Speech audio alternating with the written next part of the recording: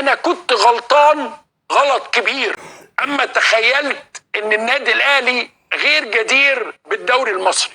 طول عمرك بتغلط في النادي الاهلي يا عم. انا غلطان. ايوه طول عمرك غلطان. وعلى فكرة النهاردة انا بقول لحضراتكم معانا فيديو خطير خطير خطير.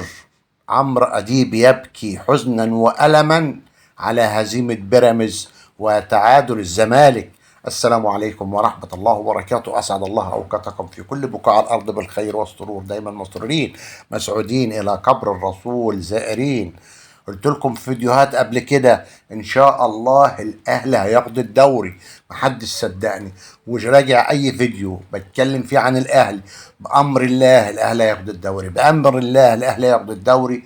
الناس ما كانتش مصدقة، لكن مع مشي كولر وراح في 60 مصيبة بلا رجعة، والفريق رجعت فيه الروح ورجعت فيه الطمأنينة بقيادة البطل عماد النحاس ومحمد شوقي ومحمد يوسف ومحمد نجيب.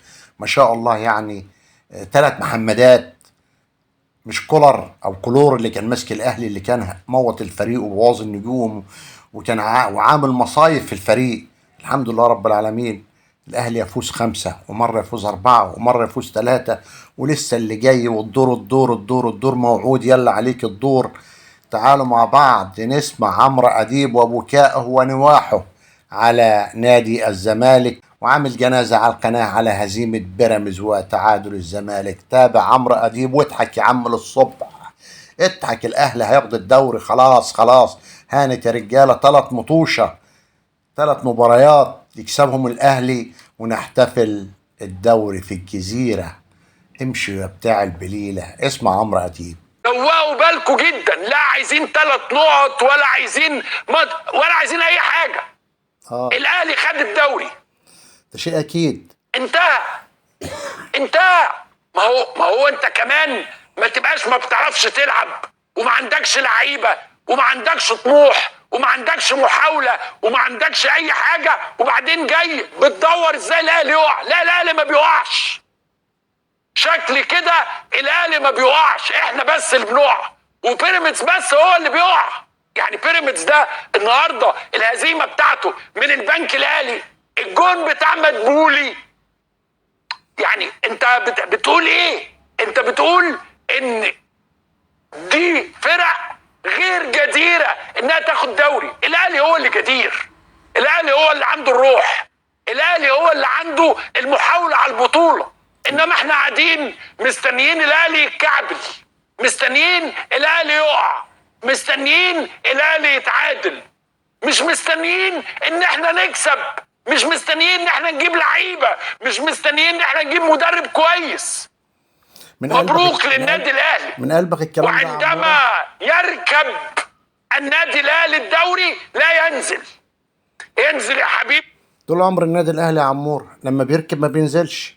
هو الاهلي قال لي بيراميدز اتغلب النهارده من البنك الاهلي 4-2، وقال له خسر الماتش اللي فات من فاركو 3-1 مع الرأفة ولا 3-0 مش عارف عنده مصيبة تاخدهم. ولا الزمالك اتعادل النهارده 2-2 والماتش اللي فات يتعادل. ما تقولوا لنفسيكوا يا حبيبي النادي الاهلي بطل القرن، نادي القرن، بطل افريقيا، بطل العرب، شئتم ام ابيتم. حبيبي عشان اخوك يركب ما بينزلش. انزل يا حبيبي علشان نطلع احنا ما بيطلعش. وعندما يعتني الاهلي الدوري هيفضل راكب الدوري لغايه السنه اللي بعد الجايه. طبعا. فانا بقول اهو، انا لا عايز 3 نقط ولا شايف ان الدنيا بتلف من اجل الاهلي. لا، الدنيا بتلف علشان تدي الاحسن. الدنيا بتلف عشان اللعيبه اللي عندها روح، عندها يا راجل. ده احنا النهارده الناس ولا همه.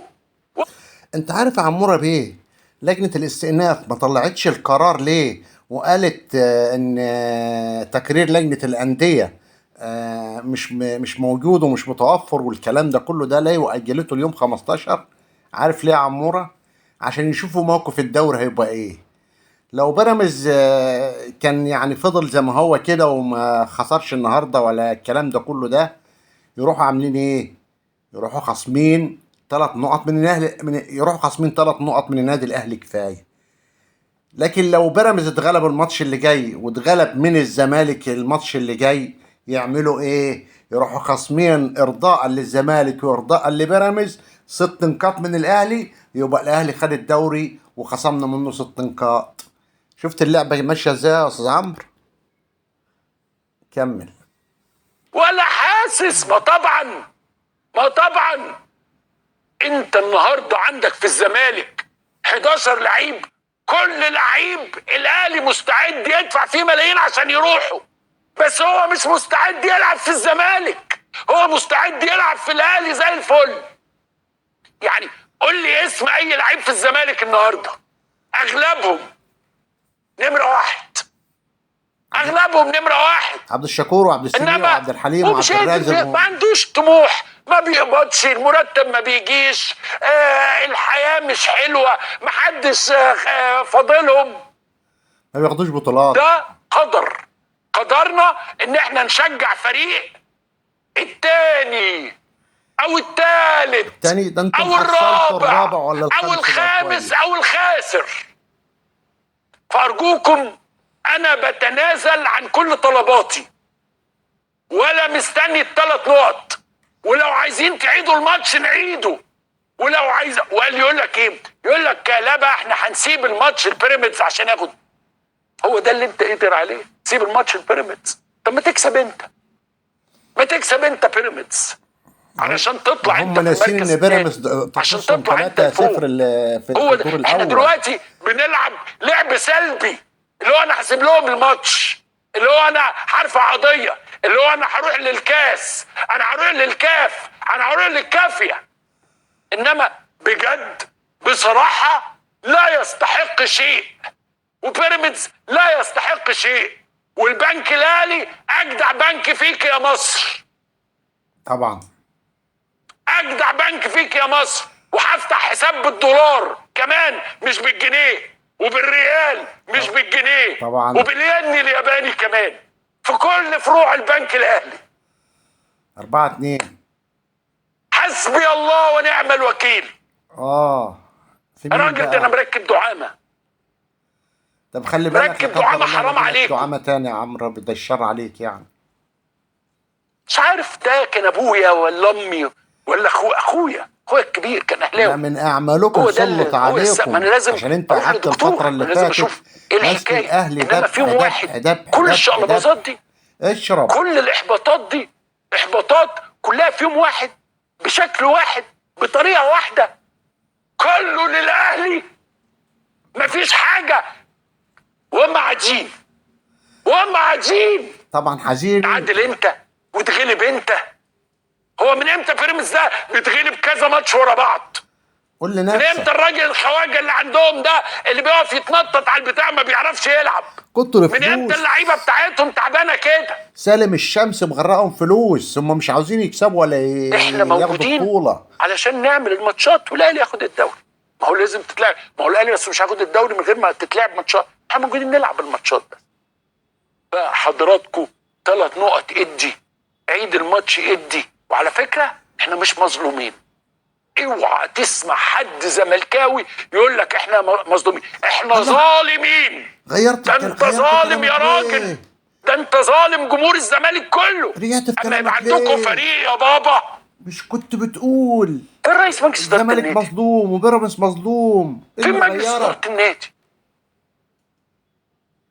حاله من حالات التعب المستمر، عدم القدرة المستمرة، أيوة. التعب المستمر، أيوة. النحيلة المستمرة، أيوة. البكاء المستمر، أيوة. الإحساس بالمظلومية المستمرة. ايوه والغلبان ده كمان.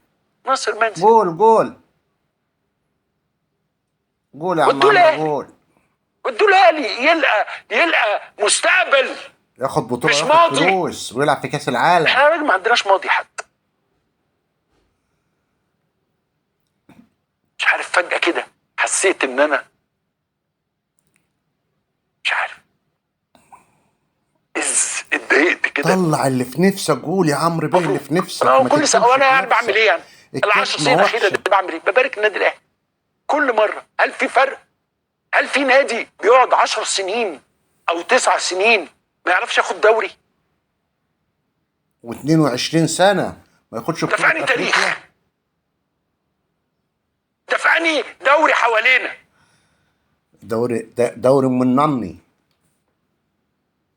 جالنا دلوقتي خبر مهم وجيد يعني. قول. مصدر امني اكد انه تم ضبط سائق اللودر الذي تسبب في كسر ماسوره الغاز باكتوبر بعد الحادث مباشره، وتم كذلك ضبط المهندس التنفيذي المسؤول عن الاعمال في الموقع. هو ده الكلام الحمد لله. الصح. انت خليك في الاخبار دي يا عمرو، مالك هايل مر تحليل. الرياضة؟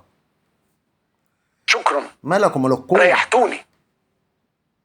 قبض على سائق اللودر وعلى المهندس. كمل بقى. عملوا كارثه، كمل بقى. عملوا كارثه. طب كمل الخبر. الراجل الاب اللي دخل ده معانا وكان بيعيط على بنته ده، لازم حد يجيب له القصاص بتاعه، لازم حد يحقق العداله في البلد. الحمد لله. طب انا اشتغل يعني؟ انت دلوقتي جايب لي فقره، اشتغل ازاي؟ يعني انا لا ابكي نفسي، انا لا ابكي نفسي. حراره ايه؟ وانت بتضحك عادي يعني؟ انت زملكاوي بتضحك؟ مفيش روح، مفيش احساس. ايوه. خلي عندك شويه من الاحمر. لا بلاش الاحمر. اعملوا جنازة، اعملوا جنازة، اطلعوا على المقابر وهاتوا نحش كده وحطوا فيه والله يا نفطة جد كده، واعملوا جنازة على روح الزمالك وروح طب اخويا بيراميدز. مفيش. جنازة شعبية مليونية كده على روح الزمالك وبيراميدز.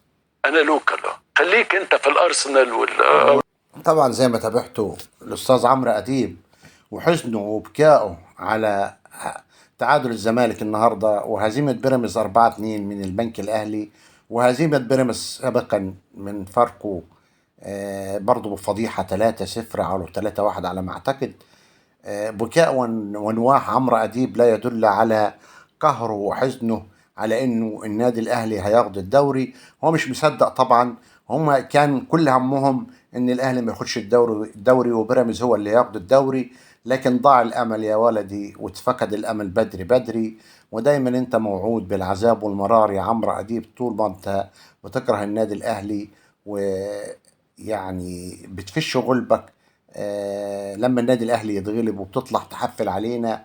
ولكن حفل انت النهارده على نفسك، وحفل على بيراميدز، وحفل على الفريق الخايب اللي مديون المفلس الشحات اللي مش لاقي ياكل، اللي هو انت بتشجعه. لا املك الا ان اقول لكم دمتم في رعايه الله، وان اشكركم على حسن المتابعه، والسلام عليكم ورحمه الله وبركاته.